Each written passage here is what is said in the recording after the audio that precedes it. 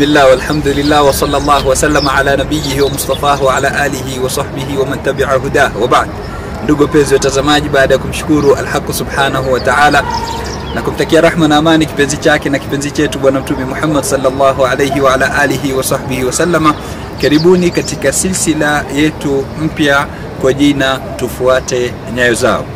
Silsila kama hii tutakuwa tunaashiria mawaqif za wema waliotangulia katika sahaba na tabiina, ili tupate kuchukua masomo katika mawaqif kama hizo.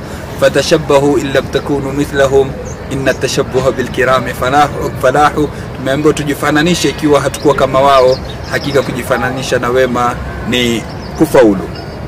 Yule ambaye kwamba tutaanza naye katika silsila kama hii ni Sayyiduna Abu Darda radhiyallahu anhu, moja katika masahaba bwana mtume Muhammad sallallahu alaihi wasallam. Anapokea Imam al-Khatib al-Baghdadi katika tarikhu Baghdad, anasema sahaba kama huyu alionekana pande za Sham akipanda mti akiwa yeye ni mtu mzima. Akaulizwa, huu mti unaupanda na wewe ni mtu mzima, hutopata matunda yake, hutopata kula matunda yake? Akasema, ma alayya an yakuna li ajruha wa yaakula minha ghairi. Jawabu zito, muhimu, linalostahili kuandikwa kwa wino wa dhahabu, linalojulisha kuwa alolitamka jawabu kama hili ni mwanafunzi aliyotoka katika madrasa na ya bwana mtume Muhammad sallallahu alaihi wasallam, na alopikwa kwa mikono ya bwana mtume Muhammad sallallahu alaihi wasallam.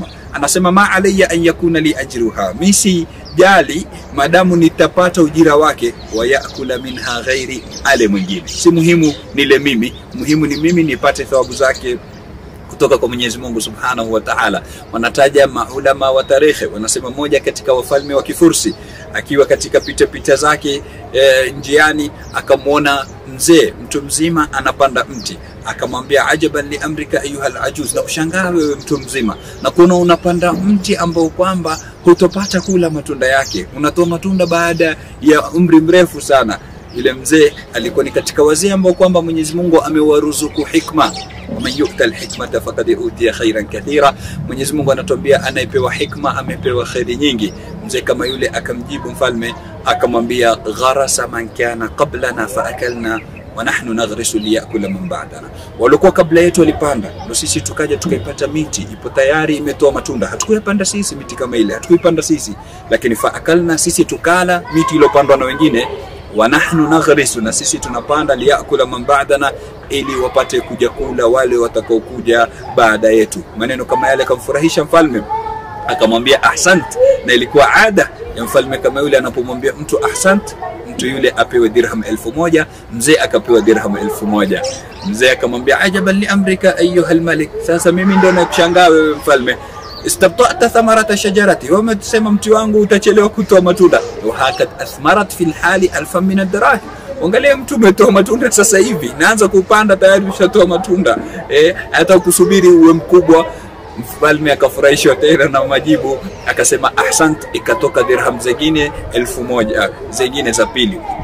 Mzee akamwambia, ajaban li amrika ayuha al-malik, bado naendelea kukushangaa, istabta'ta thamarata shajarati, wewe umesema mti wangu utachelewa kutoa matunda.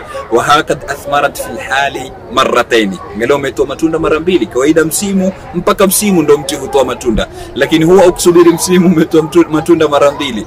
Mara ya tatu akasema tena mfalme, ahsant, zikatoka 1003. Lakini mara ya tatu aliposema ahsant, hakusubiri yule mzee atokwe na maneno mengine ya hikma, akasema kuambia majeshi wake na wanaofuata, umdhu bina falau makathna indahu lam yakfihi ma fi khazainina, tuondokeni jamani hapa. Lau tutabakia kwa huyu mzee hazitamtosha zilioko katika hazina zetu. Ataendelea kusema maneno ya hikma, tutaendelea kusema ahsant, ataendelea kupewa 1000 mpaka tazimaliza zote ambazo kwamba zipo katika hazina zetu.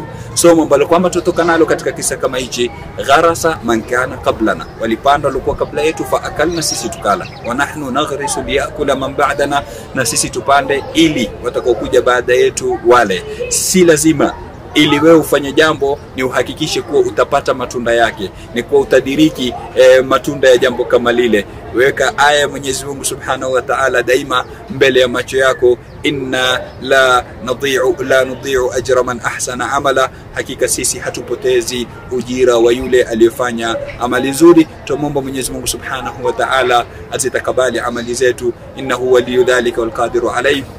sallallahu wasallam ala sayyidina Muhammadin وعلى آله وصحبه ومن تبعهم بإحسان إلى يوم الدين والحمد لله رب العالمين.